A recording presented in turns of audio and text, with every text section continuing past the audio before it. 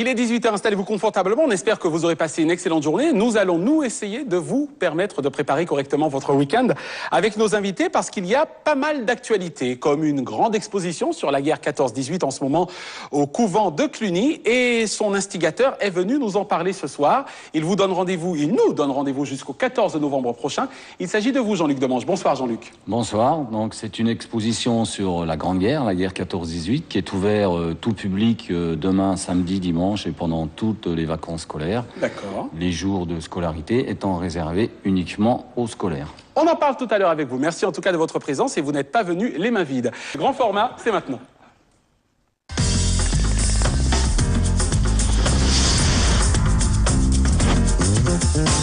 Vous êtes venu nous parler de cette exposition qui nous accueille jusqu'au 14 novembre prochain au couvent de Cluny. Alors, comment votre inestimable collection, parce qu'on va voir des images dans quelques instants de William Zebina et Franck Zozor, comment est-elle née cette collection? C'est un peu comme Obélix, je suis tombé dedans quand j'étais tout petit, puisque je suis originaire de la région Lorraine, cette région qui a énormément souffert pendant la Première Guerre mondiale. Et lorsque j'étais petit, j'habitais en campagne et les terrains de jeu de ma jeunesse, c'était les champs de bataille des soldats de la guerre 14-18. Fort heureusement pour vous, aucune mine non désamorcée, grenade. À plusieurs reprises, ça m'est quand même arrivé de ramener un obus à la maison où je me faisais tirer les oreilles par papa-maman.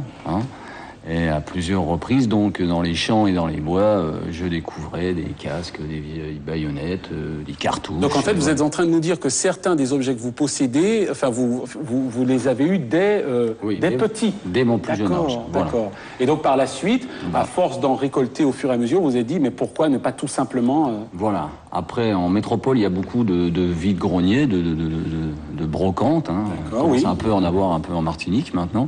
Okay. Et naturellement, sur les brocantes, les vides-greniers, les gens vident leurs greniers et se débarrassent des objets de cette guerre qui y traînent, quoi. Casques, ceintures, baïonnettes. Alors, est-ce qu'aujourd'hui, vous parvenez encore précisément à enrichir votre collection ou est-ce que ça devient un petit peu plus compliqué? Ça devient de plus en plus compliqué parce que ça devient de plus en plus cher, parce que c'est de plus en plus collectionné, de plus en plus recherché.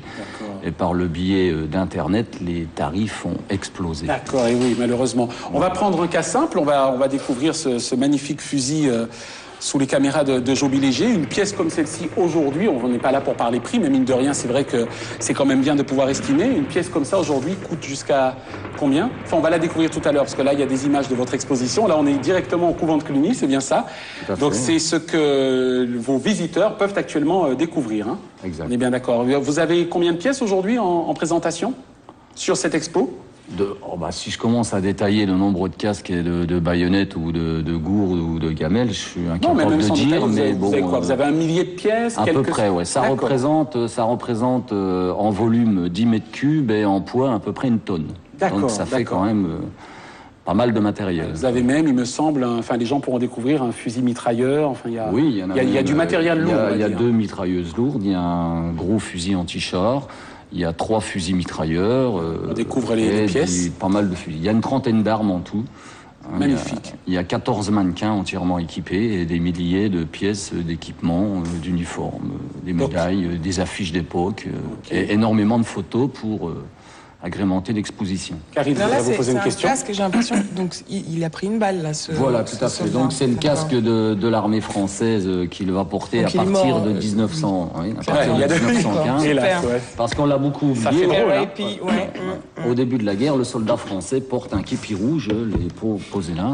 Il a un képi rouge, un pantalon rouge au début de la guerre. On l'a beaucoup oublié, mais il se bat en képi rouge et pantalon rouge au début de la guerre. Donc, il est extrêmement voyant.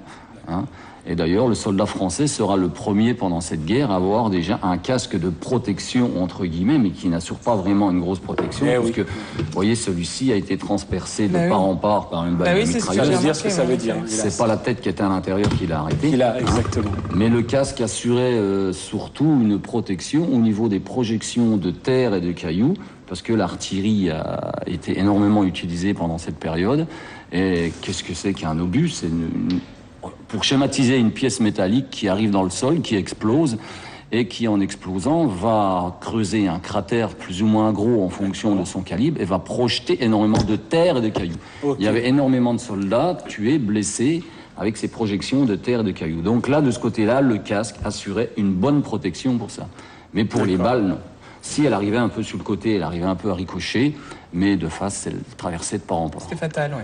Jean-Luc Demange est l'un de nos invités ce soir avec Max Télèf et Karine Guioc. Nous allons ensemble parler littérature. Jean-Luc, je reviendrai vers vous tout à l'heure puisqu'on faudra vraiment repréciser les choses pour le couvent de Cluny. Il faut aller voir cette exposition. Elle vous apprendra ou vous replongera dans des souvenirs qu'il ne faut de toute façon pas oublier. On en est tous d'accord. Dites-nous tout du lieu, des horaires et du rendez-vous jusqu'au 14 novembre. Mon cher Jean-Luc Demange, donc... je crois que l'entrée n'est pas totalement gratuite, mais c'est symbolique. Hein. 3 €, c'est vraiment symbolique. Hein.